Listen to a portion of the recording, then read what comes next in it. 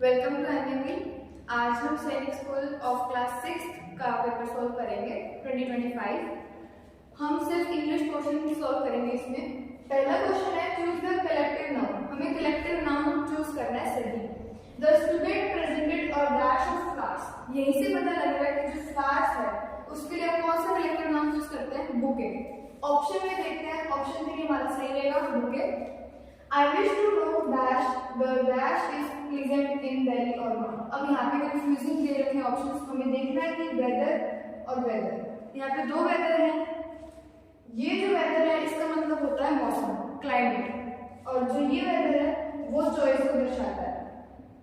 और इसके हिसाब से हमारा सही आंसर आएगा I wish to know whether the weather is pleasant in the Delhi or not। Answer second option. Change the gender. यहाँ पे फोक्स को अंडरलाइन करा गया है और हमें इसका फोक्स का जेंडर चेंज करना है। हमें पता है कि फोक्स का जो फीमेल जेंडर होता है वो होता है विक्सन, तो यहाँ पे ए ऑप्शन से आ जाएगा vixen. Identify the part of speech. हमें पार्ट ऑफ स्पीच देखनी है। माय मदर विल कम सून। सून पे अंडरलाइन है, हमें देखना है कि सून हमारा कौन सा पार्ट ऑफ स्पीच है। कंजंक्शन नहीं है, नाउन भी नहीं है, एडजेक्टिव भी नहीं है, क्योंकि ये यहाँ पे किसी भी प्रोनाउन या नाउन को क्वालिफाई नहीं कर रहा। बचा आंसर एडवर्ब, और ये वर्ब को बता रहा है कि वर्ब कब और कैसे होगी। तो हमारा सही आंसर आएगा फोर्थ। फिफ्थ क्वेश्चन, सिंगुलर और प्लर। इसमें सिंगुलर का हमें प्लर बनाना है। फॉर्मूला, फॉर्मूला को हम फॉर्मूलाज में लिखते हैं, फॉर्मूलाए भी लिखते हैं, पर हम शीप को देखेंगे। शीप एक इरेगुलर नाउन है और वो अपने सिंगुलर और प्लर दोनों फॉर्म में सेम यूज होती है, इसकी वजह से हमारा आंसर आएगा second. Sixth, opposite of hidden. Hidden का मतलब होता है किसी भी चीज का इंक्रीज होना। हमें अपोजिट ढूंढना है, तो आप देख सकते हैं कि सिर्फ डिक्रीज को छोड़कर बाकी सारे जो है वो इसका सिनोनिम बताते हैं, इसका सिमिलर मीनिंग बता रहे हैं, तो हमारा आंसर होगा third option. Same meaning of damage. Damage का मतलब होता है, ये फॉर्मली यूज होता है वर्ड डेथ को रिलेट करने के लिए, तो यहाँ पे सेम वर्ड हमें दे रखा है डेथ, और इसका आंसर आ जाएगा fourth option. There is not a student that moving in our class as if the most intelligent then most intelligent as intelligent as. यहाँ पे सही ऑप्शन आएगा फोर्थ। हमारे क्लास में मोहित जैसा कोई भी इंटेलिजेंट नहीं है। डैश, यहाँ पे इंटरजेक्शन यूज करना है। Dash you have done well. तुमने ये बहुत ही सही किया, तो यहाँ पे आएगा ब्रावो, क्योंकि ये खुशी का माहौल है। यहाँ पे तुमने जो काम हो तुम उसमें सक्सेस रहे और बहुत ही अच्छे तरीके से किया, तो यहाँ पे ब्रावो यूज करें। It has been raining dash. अब यहाँ पे हमें फ्रेजल वर्ब यूज कर दिया है। जब भी हम रेन के बारे में यूज करते हैं तो हम उसके लिए यूज करते हैं कैट एंड डॉग्स। बहुत ही जो तेज बारिश आती है तो उसके लिए कैट एंड डॉग्स यूज करते हैं। सोहम हैड सम अ सॉन्ग। यहाँ पे हमें टेंस देखना है कि कौन सा यूज किया गया है। हैड प्लस में V3 हमारी आती है पास्ट परफेक्ट में, तो यहाँ पे पास्ट परफेक्ट फोर्थ ऑप्शन हमारा सही है। हमें इस सेंटेंस में नाउन को देखना है कि इनमें कौन कौन से नाउन दिए गए हैं। Every person should perform his duty. पहली बार हमारा यहाँ पे पर्सन एक नाउन है और ड्यूटी भी एक नाउन है, तो ऑप्शन फोर्थ हमारा सही आ जाएगा, person and duty. This is the girl that all admire. अब इसमें हमें वर्ड यूज करना है whom, who, which, that। इनमें से आएगा whom। हम उस गर्ल, ये वो लड़की है जिसको सब एडमायर करते हैं, जिसकी सब तारीफ करते हैं। करेक्ट स्पेलिंग बतानी है, सेपरेट की करेक्ट स्पेलिंग फर्स्ट ऑप्शन में है।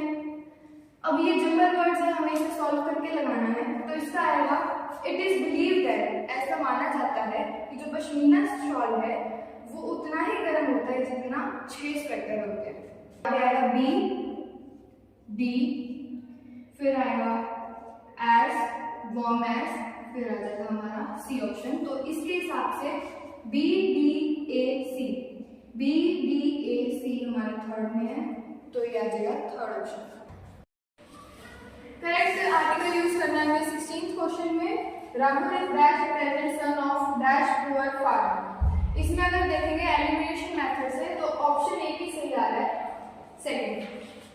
17th question, Charu's handwriting is dash I am unable to read it। Eligible का मतलब होता है जब आप किसी चीज में सक्षम हो। इमिग्रेंट उन लोगों को कहते हैं जो किसी कंट्री में जाकर बसते हैं। बात रही इसकी, तो इसका मतलब होता है कि जब हम किसी भी रिटन चीज को अच्छे से पढ़ ना पाए या हमें समझना है। तो हैंडराइटिंग की बात की जा रही है, तो हमारा यहाँ से एकदम सही रहेगा। While I dash a letter, my teacher came. जब मैं लेटर लिख रहा था तब मेरे टीचर आ गए। तो यहाँ पे आएगा was writing. Car is parked over dash. यहाँ पे कंफ्यूजिंग है क्योंकि एक हमें पोजीशन बताएगा और एक हमें बताएगा जगह। Their car, their यहाँ पे हमें पहले पोजीशन वाला देर लिखना है जो कि होगा E और I वाला, और parked over there यहाँ पे हमें प्लेस के लिए there यूज करना है। तो हमारा सही ऑप्शन आएगा third. 20th, he works in school. यहाँ पे हमें क्वेश्चन टैग बनाना है इसका। क्वेश्चन टैग का हमें जो रूल होता है वो होता है यहाँ की हेल्पिंग वर्ब लेना। अब यहाँ पे हेल्पिंग वर्ब आई डजंट, क्योंकि जो सेंटेंस है वो पॉजिटिव है इसलिए क्वेश्चन टैग नेगेटिव बनेगा। उसी के हिसाब से हम डजंट लेंगे और प्रोनाउन लेंगे ही। तो ये हमारा थर्ड ऑप्शन सही है। How can you become popular?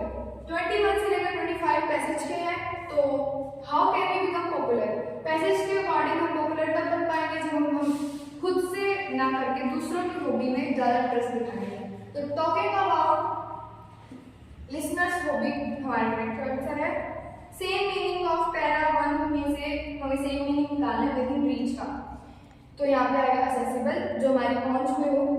Which is not true, paragraph को देखते हुए हमें बताना है कि इनमें से ऑप्शन कौन सा ऐसा है जो ट्रू नहीं है ऑथर के according. Knowing how to say is not as important as what to say, ये बिल्कुल गलत स्टेटमेंट है, हमारा आंसर ये आ जाएगा। बाकी जो तीनों स्टेटमेंट है वो पैराग्राफ के अकॉर्डिंग एकदम सही है। It is important for children to good to manners, यहाँ पे प्लीज, बोर और अवॉइड बिल्कुल नहीं आएगा, कल्टिवेट। हमें ये इंपॉर्टेंट है बच्चों के लिए कि गुड मैनर्स आने चाहिए। Which is easiest art, author के अकॉर्डिंग इस पैराग्राफ के अकॉर्डिंग कौन सी आर्ट सबसे इजी है? म्यूजिक, एक्सचेंजिंग थॉट्स, पेंटिंग या हॉबी। पूरा पैराग्राफ हमारा कन्वर्सेशन पे है इसलिए एक्सचेंजिंग थॉट्स इसका सही आंसर आएगा। और यही के साथ हमारा पहला क्वेश्चन इंग्लिश का सॉल्व हो चुका है।